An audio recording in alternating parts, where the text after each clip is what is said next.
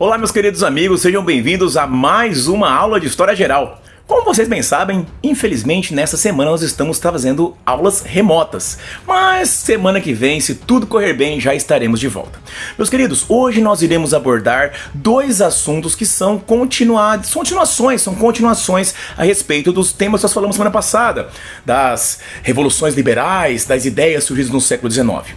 Hoje nós iremos abordar o tema chamado de unificações tardias, ou seja, a unificação da Itália e a unificação da Alemanha.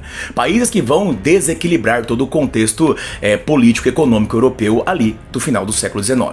Nosso conteúdo hoje, meus amigos, aqui no nosso mais que maravilhoso material didático, começa justamente a partir da página 18.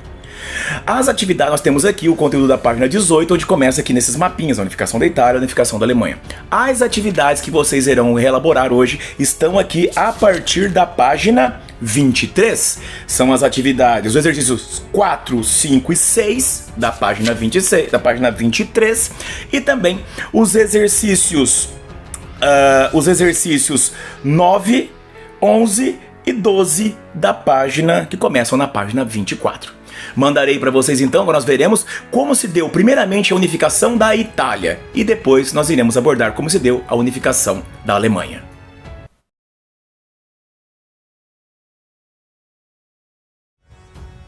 Muito bem, amigos. Os processos de unificações tardias são assim chamados unificações tardias porque estes foram os últimos processos de unificação que resultaram nos últimos países da Europa ali ainda no século XIX. Esses processos estão ligados intimamente justamente com as consequências das guerras napoleônicas.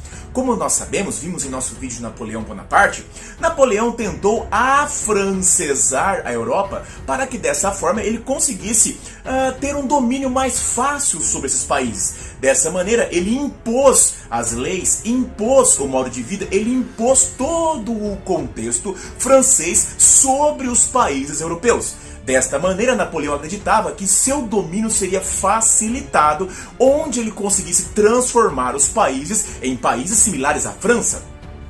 O detalhe é que em regiões como as regiões da Alemanha, em regiões como as regiões da Itália, esse processo desencadeou um sentimento totalmente contrário, desencadeou sentimentos nacionalistas. Nacionalismo, né, meus amigos, é aquele sentimento de orgulho, de pertencimento e principalmente, como falei, orgulho por estar dentro de uma cultura, por fazer parte de um povo. Esse sentimento nacionalista surgiu principalmente nas regiões da Itália, nas regiões da Alemanha, mas surgiu também em várias outras partes do mundo que foram várias outras partes da Europa que foram dominadas por Napoleão. Porém, nas regiões italianas e nas regiões da Alemanha, que neste momento não existiam ainda, porque eram várias pequenos ducados, pequenas repúblicas, vai desencadear um processo de unificação, fazendo surgir então justamente os países, estes últimos países, que é no caso a própria Alemanha e a própria Itália. Como nós já vimos, com a derrota napoleônica foi necessária uma reorganização da Europa. Dessa forma surge o Congresso de Viena. Percebam que nesse momento do século XIX, o Congresso de Viena, Napoleão Bonaparte, ele é muito presente e as consequências desses eventos são significativamente importantes para toda a história do século XIX. Este Congresso de Viena, então, acabou realizando um processo de reorganização, de organização dessas regiões, tanto das regiões ali da futura Alemanha, quanto das regiões da futura Itália. Desta forma, então, vamos começar justamente a comentar a respeito de como era a Itália antes desse processo de unificação. Como era a Itália, como ficou a região italiana justamente após esta reorganização feita pelo Congresso de Viena. A Itália, antes da unificação, era formada por pequenas repúblicas. A Península Itálica era toda dividida em locais, em repúblicas, com cada república tendo seu próprio regime de governo, a sua própria dominação, digamos assim. Dessa forma, nós temos que ficava na região então noroeste da Itália, ficava o reino de Piemonte-Sardenha. O reino de Piemonte-Sardenha era governado por uma monarquia de inclinação liberal burguesa. Desta maneira, então, na região ali de Piemonte, era o reino mais industrializado daquele momento. A Itália como um todo não era muito industrializada, permanecendo ainda com grandes raízes agrícolas. Porém, no reino de Piemonte-Sardenha, estava ali, devido ao seu caráter liberal burguês, estava justamente ali o local mais rico e mais desenvolvido industrialmente da região da Península Itálica. Por isso dizemos que a unificação é possível graças a esses elementos ligados ao poder econômico, ao poder de desenvolvimento industrial do reino de Piemonte-Sardenha. Além de Piemonte-Sardenha, existiam outros locais com outras formas de governo. Na região nordeste havia ali o reino de Veneza, todas as regiões ali próximas a Veneza. Este local estava dominado pela Áustria. A Áustria, como já comentamos em vídeos anteriores, nos vídeos a respeito das revoluções liberais, nós temos ali que a Áustria estava tentando tomar o local de liderança do continente europeu, e para isso a Áustria, então, pós-Congresso de Viena, tentava ampliar seus domínios justamente para o maior número de países europeus. Dessa forma, eles mantiveram um controle sobre a região de Veneza, para que dessa forma os austríacos tentassem paulatinamente ampliar a sua influência, ampliar o seu controle, até, quem sabe, conseguir dominar toda a região da Península Itálica. Perceba nesse quesito que, digamos assim, os italianos trocaram um invasor, que era o invasor francês, por um novo invasor, que é o invasor austríaco. Então, perceba que neste momento, esse sentimento de permanente invasão, de permanente afronta, continuava entre as regiões italianas, justamente porque continuavam a presença de um inimigo externo, que nesse caso, por exemplo, eram os austríacos.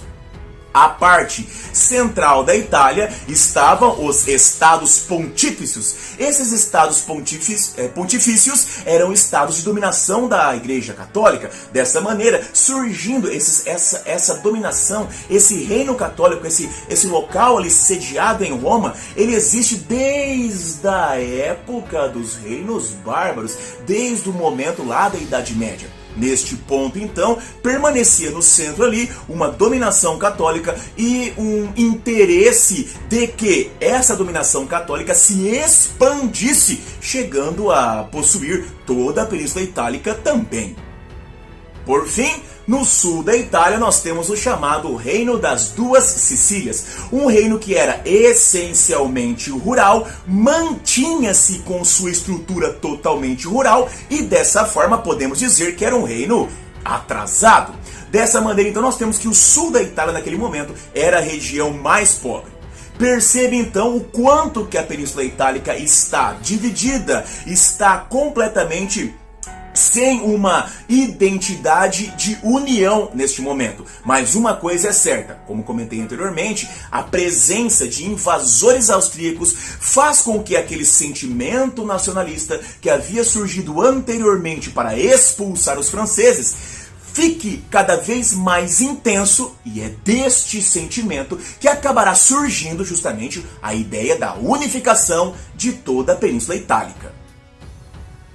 Esse sentimento nacionalista, esse sentimento de expulsar os invasores, vai acabar fazendo surgir então uma sociedade secreta, uma espécie de organização, uma comunidade, digamos assim, focada na ideia do prevalecimento da liberdade italiana. Essa organização chamava-se Carbonários. Eles são chamados Carbonários justamente porque eram clandestinos, obviamente, e acabavam, eles se reuniam nas cabanas de carvoeiros, né? Daí o nome carbono, carbonários, carvão. No caso, estes carbonários, eles tinham como foco a ideia de expulsar os invasores, no caso, a influência austríaca. Porém, eles não tinham uma linha definida de ação, não tinham um plano organizado de como expulsar esses invasores, do que fazer para minimizar a influência desses invasores na região italiana e, principalmente, não tinham um plano definido de como aumentar a sua própria influência nessa região. É dessa forma, nesse movimento, ele é um movimento precursor das ideias de unificação. Os carbonários, eles são os precursores de movimentos de unificação mais organizados. Mesmo assim, digamos, não tão organizados, influenciados pelas ideias da Primavera dos Povos. A Primavera dos Povos, lembre-se, são vários movimentos de luta e de liberdade, vários movimentos nacionalistas que tentam expulsar influências externas que aconteceram em toda a Europa. Comentamos bastante sobre a questão da Primavera dos Povos em nosso vídeo a respeito das revoluções liberais. No entanto, vamos voltar aqui à questão italiana. Em 1848, influenciados justamente pelos eventos da Primavera dos Povos, os carbonários tentaram fazer um levante para a libertação da região de Veneza. Este levante será derrotado. Os carbonários serão derrotados quando eles tentam libertar Veneza justamente da influência austríaca. No entanto, esta derrota acaba incentivando, acaba sendo o combustível para o surgimento de outros movimentos mais organizados, movimentos mais direcionados, movimentos mais complexos que vão estar mais, digamos assim, prontos para lutar pela libertação da Península Itálica, e não apenas pela libertação da Península Itálica, mas pela unificação dessa península em um único país. Desta forma surgirão os chamados movimentos pela unificação. Nós temos ali, por exemplo, um movimento chamado Jovem Itália. O movimento chamado Jovem Itália era um movimento liderado pelo Giuseppe Mazzini e que tentava não apenas libertar a Itália das influências externas, dos invasores externos, mas lutava pelo estabelecimento de uma república liberal dentro da Itália pós-liberal. Pós-liberdade, né? Então nós temos que o movimento da Jovem Itália era um movimento liberal, republicano, que lutava pelo estabelecimento de uma república liberal após a expulsão dos invasores. Dessa maneira ele lutava pelo fim da influência austríaca na Itália e pela unificação da Itália, construindo uma república liberal. Surgiu também um movimento chamado Camisas Vermelhas. O movimento dos Camisas Vermelhas tinha como líder Giuseppe Garibaldi. Este movimento dos Camisas Vermelhas, ele era um movimento popular. Também estabelecia uma luta em prol de uma unificação, em prol de uma expulsão de invasores e de uma unificação.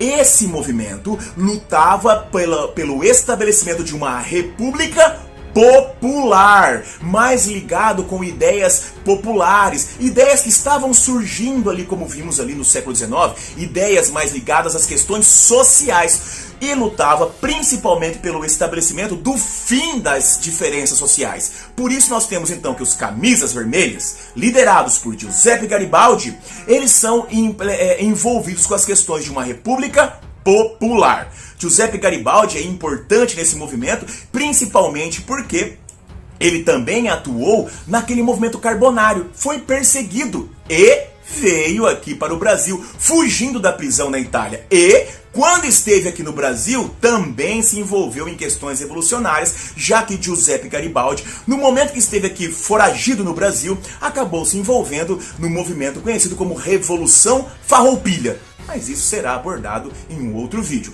O que temos que nos focar é que Garibaldi, líder dos Camisas Vermelhas, lutou pela unificação italiana, pela expulsão dos austríacos e pelo estabelecimento de uma república popular na Itália. Por fim, o último movimento que surge, o movimento pela unificação que surge nesse momento, é um movimento chamado Ressurgimento. O Ressurgimento, ou Ressurgimento, ele é liderado pelo Reino de Piemonte-Sardenha. o reino de Piemont-Sardenha, como na figura de seu primeiro-ministro, o conde Camille Cavour, né? Nós temos ali então que o primeiro-ministro de Piemont-Sardenha, Camille Cavour, lutava pela expulsão austríaca, pela unificação da Itália sob a liderança de Piemonte.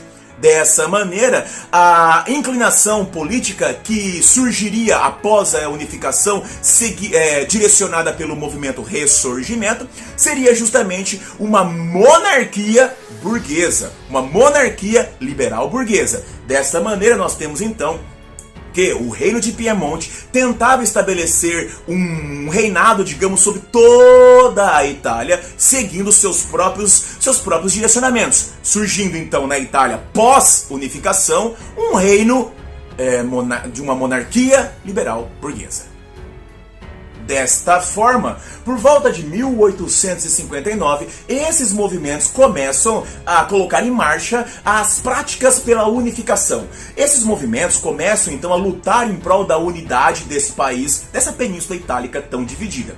Em 1859, nós temos então que os piemonteses, o reino de Piemonte, consegue derrotar os austríacos que estavam dominando Veneza. Piemonte consegue expulsar os austríacos, liberar Veneza e suas regiões e unificar essa região.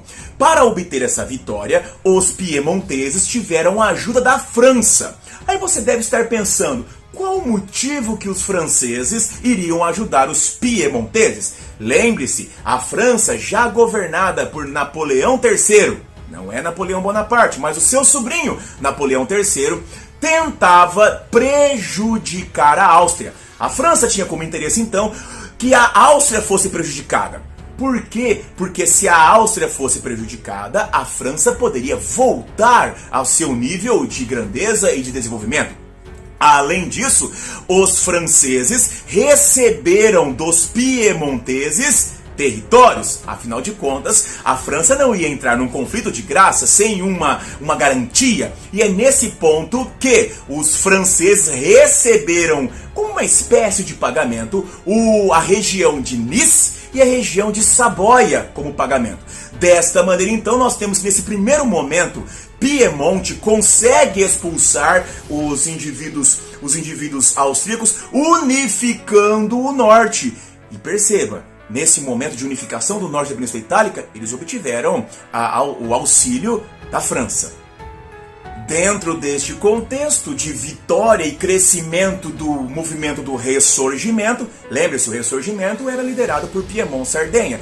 O outro movimento, denominado Jovem Itália, acaba se unindo aos interesses do Ressurgimento. Então nós temos aqui já dois movimentos que se fundem, né? O Ressurgimento então fica cada vez mais forte, o Ressurgimento então fica cada vez mais poderoso, conseguindo maior crescimento, conseguindo maior dinamização nas suas ideias da unificação italiana. Neste processo, em 1861, Garibaldi e seus camisas vermelhas conseguem unificar por completo o sul da Itália. Temos então que o norte está unificado e o sul também está unificado. Mas se vocês lembrarem, nós temos que a região norte, o Ressurgimento, tinha como interesse o estabelecimento de uma monarquia liberal burguesa. A região sul, agora liderada pelos camisas vermelhas, tinha como interesse o estabelecimento de uma república popular. Quando esses dois movimentos, esses dois grupos vão acabar se encontrando, digamos assim, no centro da Itália, teoricamente deveria acontecer uma guerra. No entanto, neste momento, nós temos que Garibaldi baixa as armas e aceita unificar os dois movimentos. Como assim? O Ressurgimento e os camisas vermelhas vão se unir. Por que isso? Porque Garibaldi acreditava que desta guerra, do qual eles, camisas vermelhas, não tinham condições de sair vitoriosos, por quê? Eram mais pobres, menos armados, né, com menos equipamentos, e a única coisa que surgiria deste movimento é o enfraquecimento da Itália. Desta maneira, então, Garibaldi percebe que era muito melhor os movimentos se unificarem para que surgisse uma união e dessa forma os italianos se fortalecessem do que do que eles entrarem em guerra e fazendo com que a Itália ficasse cada vez mais fraca. Lembre-se, nós não podemos esquecer que haviam ainda interesses externos. A própria Áustria desejava retornar para a dominação na Itália. Com os dois movimentos, com o ressurgimento dos camisas vermelhas entrando em guerra, facilitaria uma dominação, por exemplo, um retorno da Áustria. Pensando nisso, que Garibaldi vê que é muito mais importante, é muito mais interessante que os dois movimentos se unam e surja um movimento mais forte do que abrir espaço para uma invasão externa. Dessa forma, em 1861, nós temos que o rei de Piemonte, Vítor Emanuel II, se autoproclama rei de toda a Itália. Essa é a primeira etapa da unificação. Por quê? Não estamos com a Itália totalmente unificada. Por mais que Vítor Emanuel II tenha se autoproclamado rei de toda a Itália, ele ainda não tem toda a Itália sob seu comando. Algumas pequenas repúblicas ao norte ainda não aderiram ao movimento, mas principalmente o grande empecilho para que Vítor Emanuel II seja realmente o rei de toda a Itália está no centro, os Estados Pontífices. Os Estados Pontifícios não estão sob o comando de Piemonte. Os Estados Pontifícios não aderiram ao ressurgimento. Na realidade, os Estados Pontifícios continuam defendendo e proclamando sua independência perante o poder de Piemonte. E é neste contexto, meus amigos, que mais uma vez nós temos a interferência francesa. Vocês devem estar pensando, mas professor, a França não estava do lado de Piemonte? A França não auxiliou Piemonte? Lembre-se, a França auxiliou Piemonte lá na conquista do norte porque ela tinha interesses do enfraquecimento da Áustria e recebeu territórios. Ela não estava assim, do lado de Piemonte, ela tinha seus próprios interesses. E esses interesses agora poderiam ser prejudicados com o surgimento de uma Itália totalmente unificada e fortalecida. Por isso, Napoleão III, rei, imperador da França, envia tropas para proteger a capital Roma, para combater as tropas piemontesas e dessa maneira impedir uma unificação completa.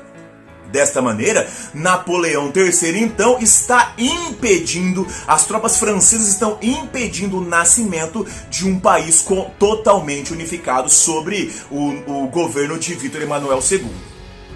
Mas aí, meus amigos, temos de lembrar um pequeno detalhe. A França não se envolveu apenas nas questões da unificação italiana. A França também se envolveu em questões da unificação alemã. E neste ponto, os dois movimentos de unificação vão agora convergir. Entre 1870 e 1871, ocorreu a chamada Guerra Franco-Prussiana e, como nós sabemos, a França vai ser derrotada nesta guerra.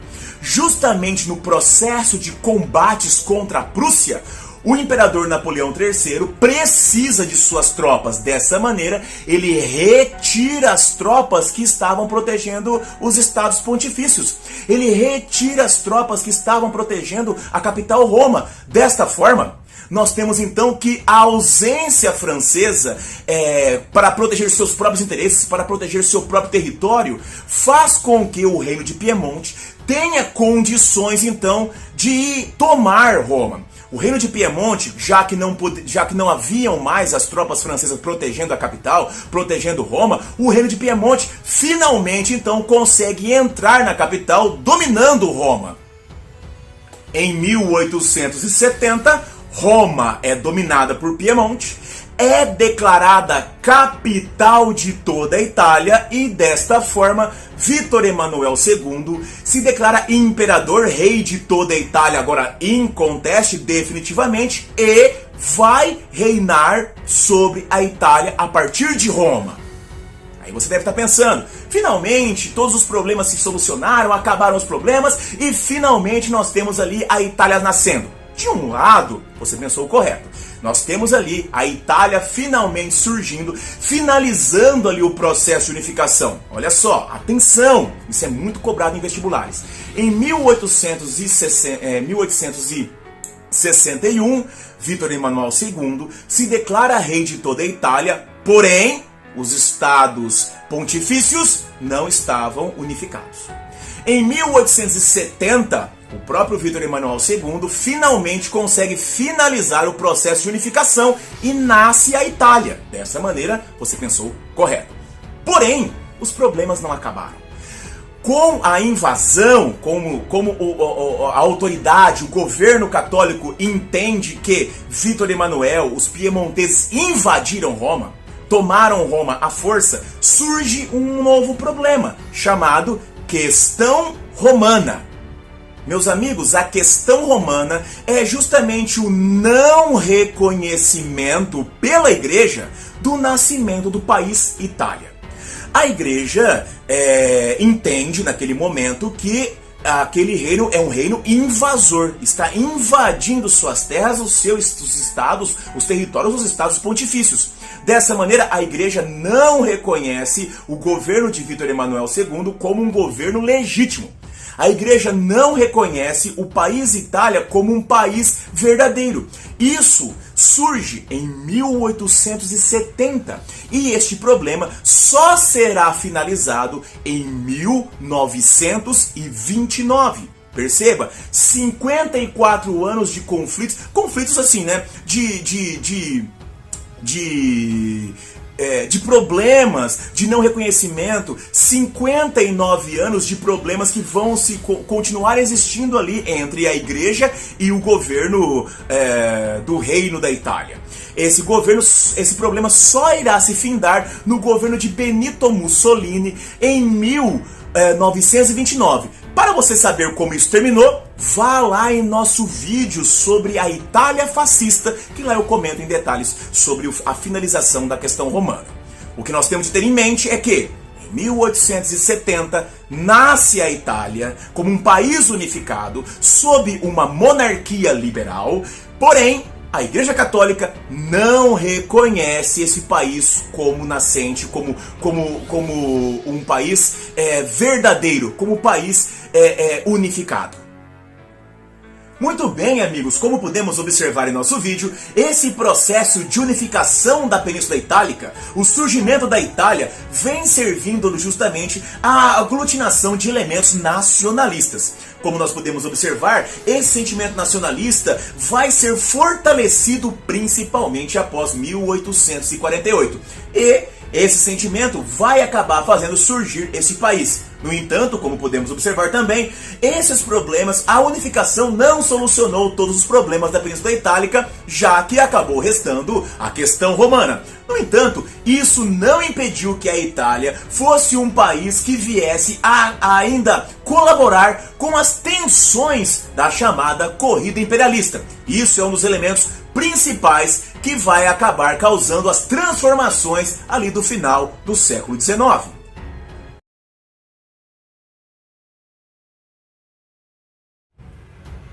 Da mesma maneira que aconteceu na Itália, que a presença francesa napoleônica faz desencadear lá um sentimento nacionalista, um sentimento em prol da valorização da identidade dos italianos, na região da Alemanha acontece a mesma coisa. Napoleão dominou a região da Alemanha, tentou obrigar os alemães a se afrancesarem.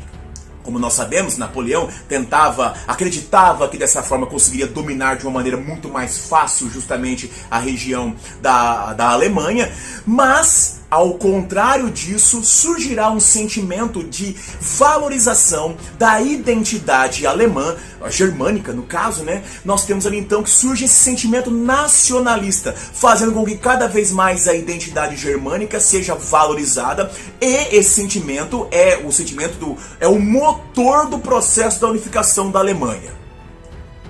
Meus amigos, outra similaridade existente entre a história da unificação italiana com a unificação alemã é uma necessidade da reorganização da região germânica da mesma maneira que foi necessário reorganizar a região da Itália.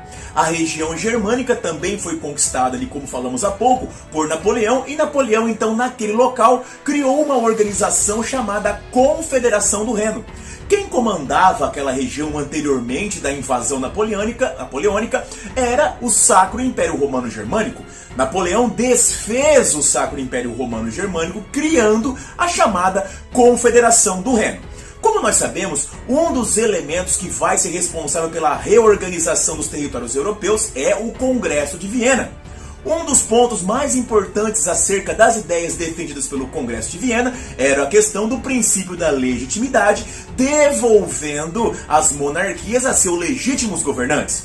Mas no caso do Sacro Império isso não aconteceu. Veja bem, Napoleão invadiu o Sacro Império, destruiu-o, criou a chamada Confederação do Reno. Quando Napoleão é derrotado, não foi refeito, não foi reconstruído o Sacro Império. Muito pelo contrário, surgiu ali uma nova organização, a chamada Confederação dos Estados Germânicos. Essa confederação era formada por 39 pequenos reinos, 39 principados que agora estavam aglutinados no mesmo grupo, a chamada Confederação dos Estados Germânicos. Quem foi o responsável pelo surgimento dessa organização foi a Áustria. Como nós sabemos, a Áustria tentava alcançar um momento de grandeza, tentava alcançar a liderança de toda a Europa. Dessa maneira, ela exige, ela mexe aos seus pauzinhos para criar essa confederação. E a Áustria vai liderar a Confederação dos Estados Germânicos. Como nós também sabemos, a Áustria é um país que, apesar de ser um reino tradicional muito antigo, é um reino que não se adaptou para as novas realidades do século XIX. Permaneceu vinculado às suas origens rurais, permaneceu vinculado às suas tradições rurais, sendo então apegado classicamente às ideias do antigo regime, pautadas principalmente pelo estabelecimento do absolutismo e aos desenvolvimentos ligados às questões da servidão e cobrança de tributos rurais.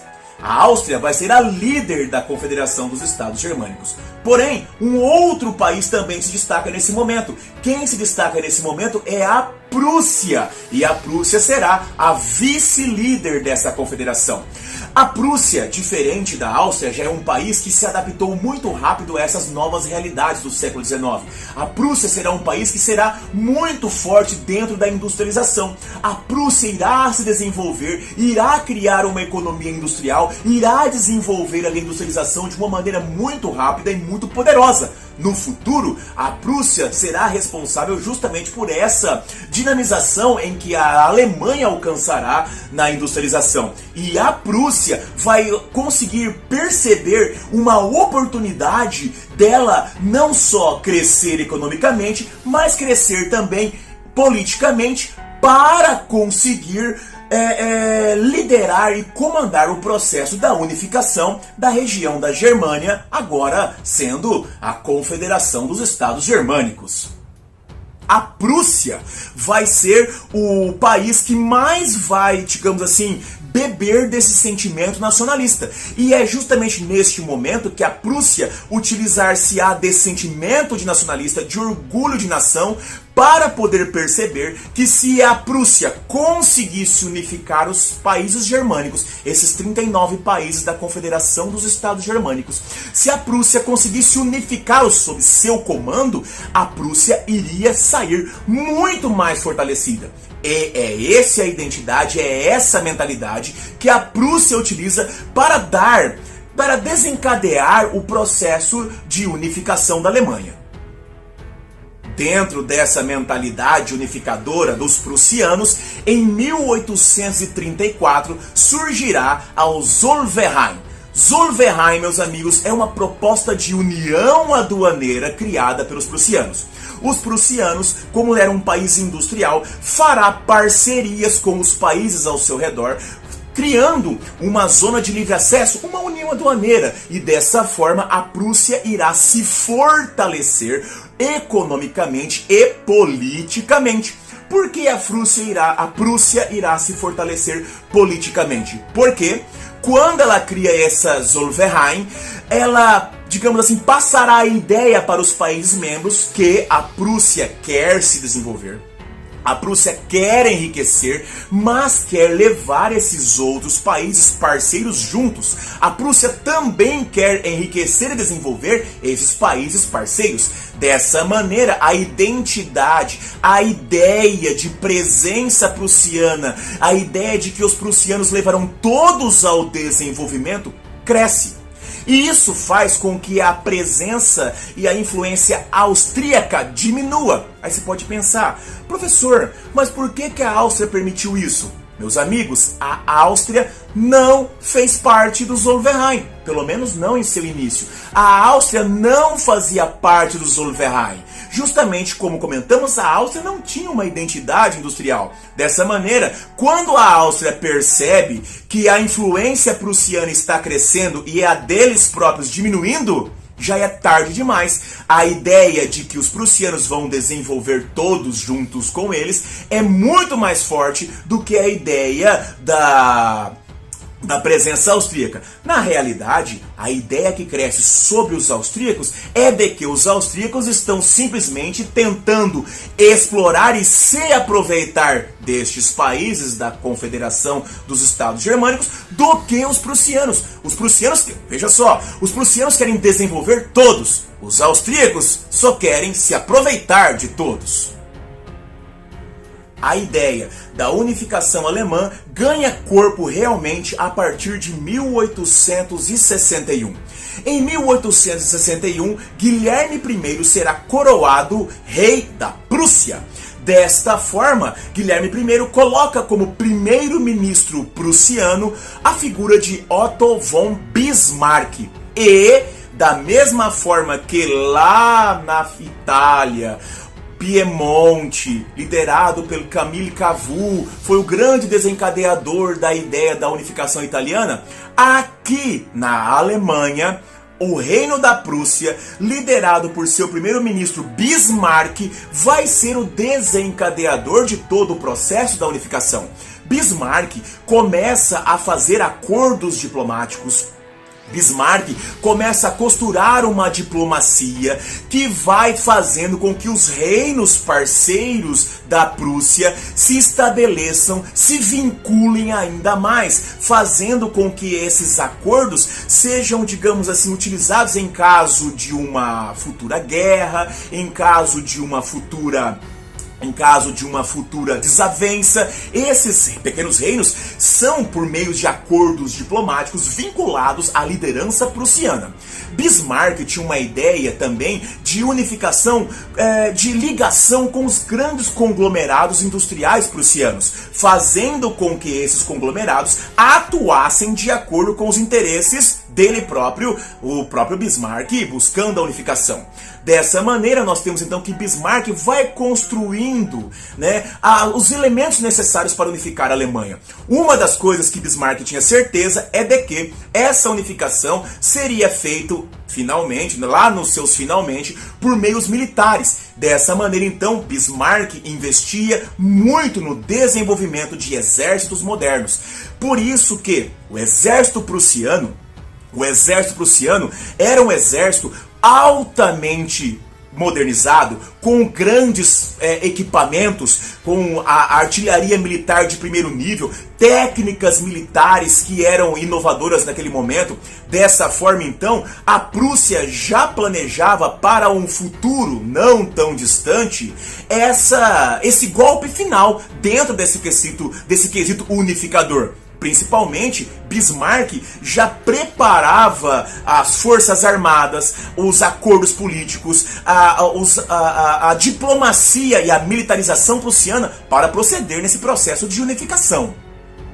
Porém, para que Bismarck tivesse sucesso, ele tinha um grande empecilho: a Áustria. A Áustria, meus amigos, por mais que fosse um país, digamos assim, ainda tecnologicamente atrasado, era um país muito poderoso e não poderia ser subestimado. Para que Bismarck pudesse alcançar o seu desejo de unificar a Alemanha, os Estados Germânicos, ele tinha que construir uma situação para que a Áustria fosse retirado do tabuleiro.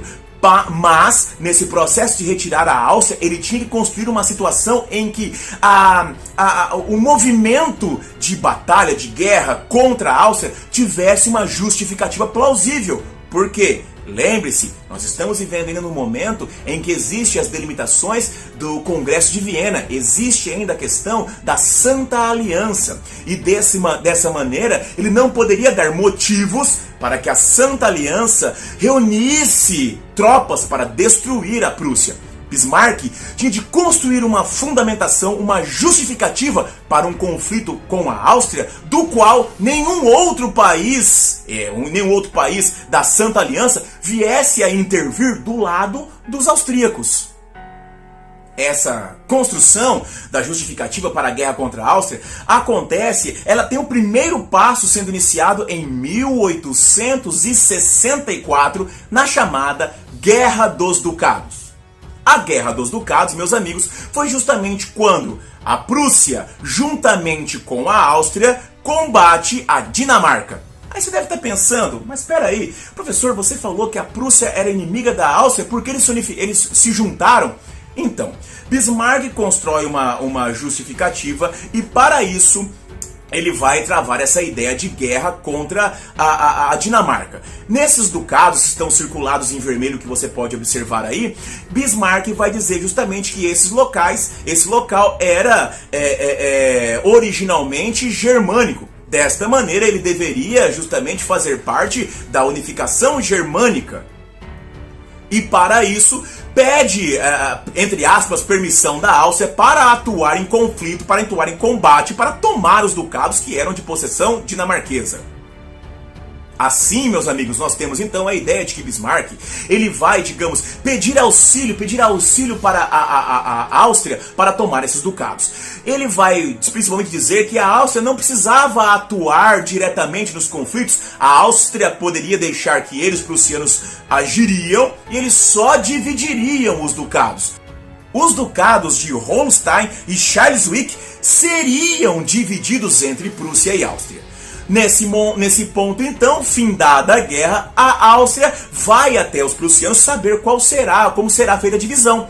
E os prussianos negam a divisão, deixando então a Áustria humilhada, ofendida. A Áustria não tem outra alternativa a não ser declarar guerra contra a Prússia. A Áustria, dentro de sua soberba, acreditava que poderia derrotar os prussianos de uma maneira muito rápida e fácil. Ledo engano. Em 1866 surgirá a guerra então austro-prussiana, também conhecida como Guerra das 7 Semanas. Neste ponto, a Áustria, que estava baseada na sua soberba, na sua tradição, acreditava que ia vencer a Prússia rapidamente. No entanto, como falei com vocês anteriormente, o exército prussiano era muito mais moderno, as estratégias prussianas eram muito mais modernas, surgindo então uma vitória esmagadora da Prússia. O final da guerra austro-prussiana é a vitória da Prússia e a unificação dos estados germânicos do norte. A Prússia conseguiu unificar os estados germânicos do norte. Dessa maneira, então, a Prússia já tem praticamente uma parte de sua intenção já desenvolvida e já resolvida. A Prússia tem uma parte de sua intenção já resolvida, justamente porque a grande maioria dos territórios germânicos já estão unificados sob seu comando. Porém, ainda restam os estados do sul da região germânica. E neste ponto, nós temos que alguns elementos vão ainda deixar as tensões mais graves entre os países europeus. As tensões entre os países europeus neste momento começam a se intensificar a partir de 1868.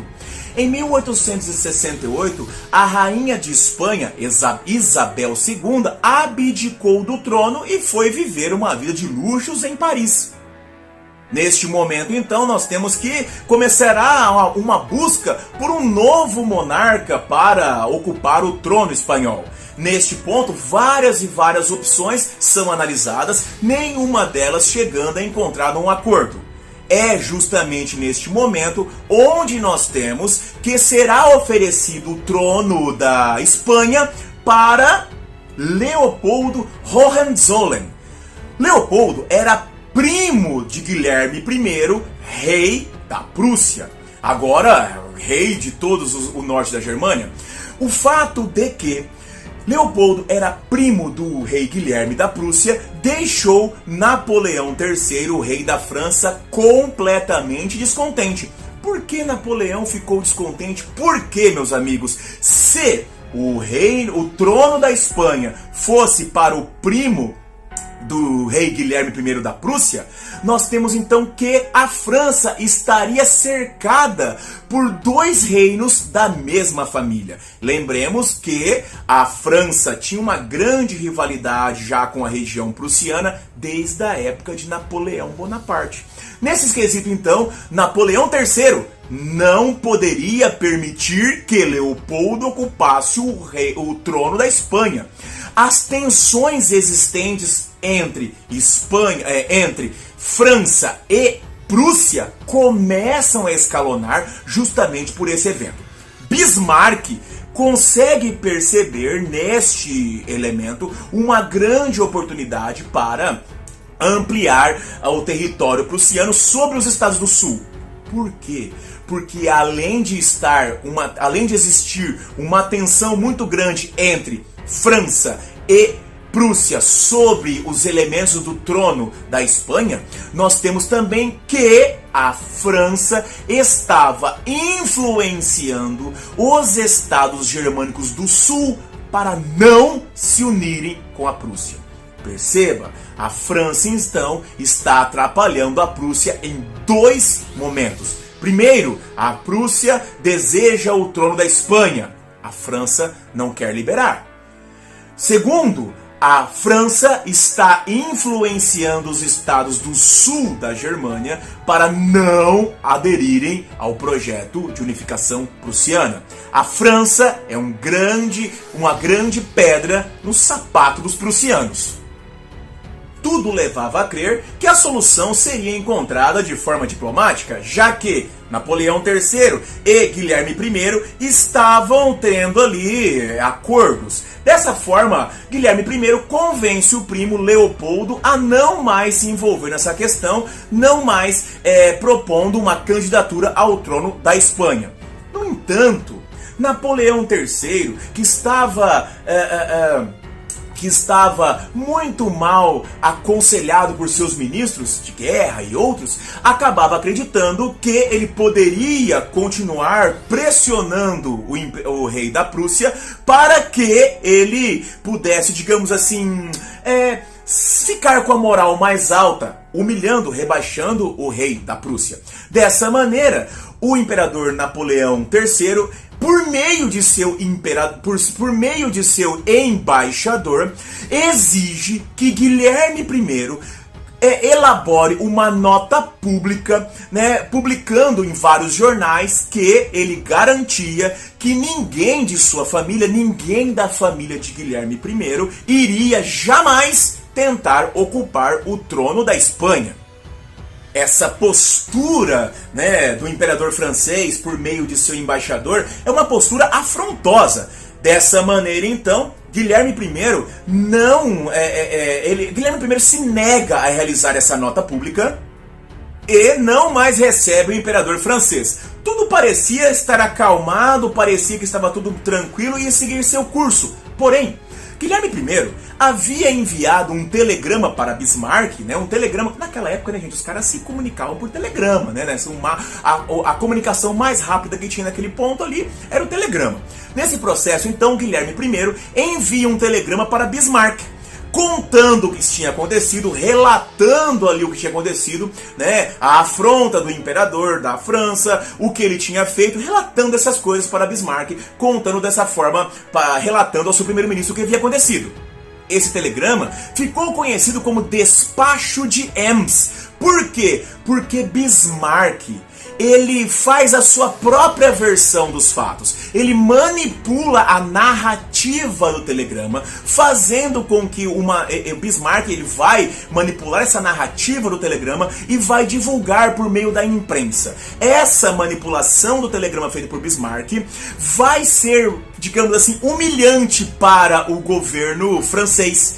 Por que Bismarck faz isso? Por que Bismarck transforma um relato em uma afronta ao governo francês? Porque Bismarck, mais uma vez, tenta construir uma situação onde a única maneira que possa ser resolvida é a guerra.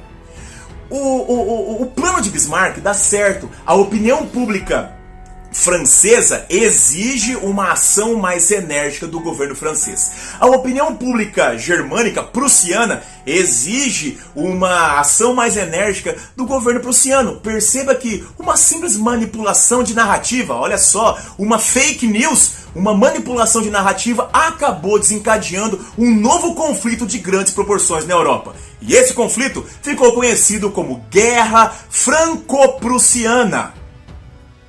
Entre 1870 e o início de 1871, nós tivemos a Guerra Franco-Prussiana. Como nós já sabemos, a Guerra Franco-Prussiana vai ser, assim, humilhante para a França. A França, como eu comentei há pouco, Napoleão III, muito mal aconselhado por seus ministros que não conseguiam prever, conseguiam analisar a real situação do exército prussiano, acreditava que seria capaz de derrotar a Prússia em pouco tempo. No entanto, como nós já comentamos anteriormente, o exército prussiano era muito mais bem equipado, o exército prussiano era muito mais preparado, as estratégias militares prussianas eram muito melhores, resultando então de uma humilhação militar sofrida pelos franceses. O imperador Napoleão III chega a ser capturado pelo exército prussiano e nessa imagem vocês podem observar essa pintura onde nós temos Bismarck, que está em primeiro plano, conversando com Napoleão III, que está em segundo plano, e está aceitando a rendição de Napoleão III. Como comentamos em nosso vídeo acerca das revoluções liberais, esse fato do exército francês ter sido derrotado pelos prussianos e a França ter se rendido aos prussianos acabou desencadeando em Paris o evento conhecido como Comuna de Paris. E como nós já sabemos, a Comuna de Paris só foi destruída porque os prussianos libertaram os franceses e auxiliaram o exército francês na retomada de Paris. Esse evento ainda agrava as situações, deixando ainda os sentimentos franceses ainda mais humilhados. Se não bastasse essa humilhação, nós temos que a proclamação do Império Alemão, da unificação total da Alemanha, acontece em Paris, no Palácio de Versalhes. Observem essa pintura onde nós temos a proclamação do nascimento do Império Alemão, porque com a vitória prussiana sobre os franceses, nós temos então que a Prússia finalmente consegue unificar todo o território, surgindo o Império Alemão. E é no surgimento desse império que nós teremos justamente a coroação de Guilherme I como Kaiser, ou seja, imperador. O Guilherme I será coroado imperador Kaiser do Segundo Reich, o Segundo Reino. Nesse momento, a coroação e a elevação de Guilherme I para imperador de todo o Império Alemão acontece no Palácio de Versalhes. Isso é uma humilhação enorme, gigantesca para os franceses. Nesse ponto, nós temos então que uma das principais consequências da unificação alemã é o sentimento de ódio, o sentimento de vingança, o sentimento que vai ficar conhecido como revanchismo francês, porque os franceses irão cultivar esse sentimento de ódio, um desejo de vingança contra os alemães. Um dos motivos para a existência desse sentimento de revanchismo também está ligado ao fato de que a França, quando foi derrotada, perdeu um pedaço de seu território, a região da Alsácia e Lorena, que era uma região rica em minério de ferro e também em carvão, que agora será propriedade da Prússia. Este é um dos sentimentos que vai desencadear no futuro até a Primeira Guerra Mundial.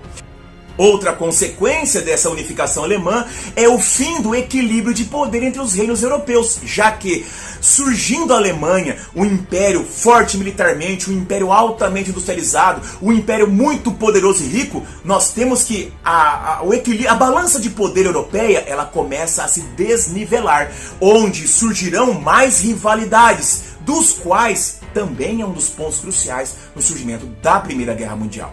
No entanto, meus amigos, temos de ter em mente que no processo de unificação alemã, finalizado ali com a vitória prussiana sobre a Guerra Franco-Prussiana, é que nós temos o nascimento de um dos países mais poderosos de toda a Europa a partir ali do final do século XIX. Muito bem, amigos, como podemos observar, o nascimento da Alemanha enquanto país unificado, ele vem servindo a o ponto do ápice desses sentimentos nacionalistas que surgiram ali, que se aglutinaram principalmente após a Primavera dos Povos de 1848. Nessa ideia de fortalecimento da nacionalidade, nessa ideia de fortalecimento de orgulho nacional, a Alemanha indiscutivelmente surgirá como um dos principais países neste contexto. A Alemanha é responsável principalmente pelo grande desequilíbrio do poder que surge ali, justamente na Europa, a partir dos anos finais do século XIX. Mas, indiscutivelmente, o principal elemento que nós temos surgindo ali neste momento é o revanchismo francês, que é causado por aquele sentimento que nós comentamos agora há pouco, aquele sentimento de desejo de vingança, aquele sentimento de se vingar contra a humilhação sofrida na Guerra Franco-Prussiana. Por isso, meus amigos, o nascimento da Alemanha é um dos principais elementos do final do século XIX. Meus amigos, se esse vídeo te ajudou, se esse vídeo trouxe informações importantes para você, não se esqueça, assine o canal, ative o sininho, compartilhe e ajude o História à la carte a se tornar um canal que pode ajudar não apenas você, mas muito mais pessoas por aí. Um grande abraço, meus amigos, vida longa e próspera e até a próxima. Tchau, tchau!